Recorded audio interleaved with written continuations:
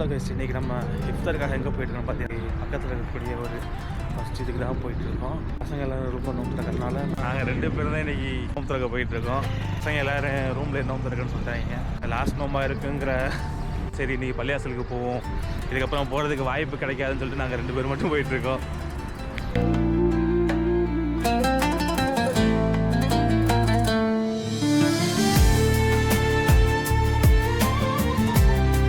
பள்ளிவாசல்கிட்ட வந்துட்டோம். 3 to 4 minutes தான் இருக்குது, அவ்வளோ தூரம் தான் இருக்கும். இதுதான் அந்த பள்ளிவாசல். பள்ளிவாசலோட நேம் என்னென்னு எக்ஸாக்டாக தெரியலை. அடிக்கடி நம்ம இந்த பள்ளிவாசலுக்கு நோம்பு திறக்க வர்றது நமக்கு இதுதான் பக்கமும் கூட.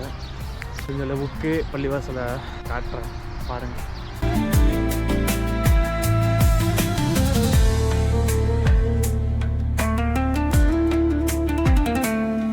நம்மளே ட்ரெயினில் உட்காருவோம்.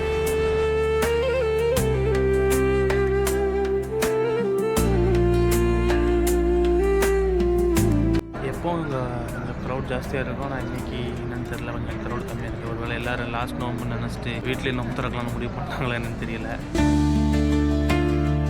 ஃபைனலி நமக்கான கவர் நமக்கு கிடச்சிருச்சு. உள்ளே என்னன்னு பார்ப்போம்.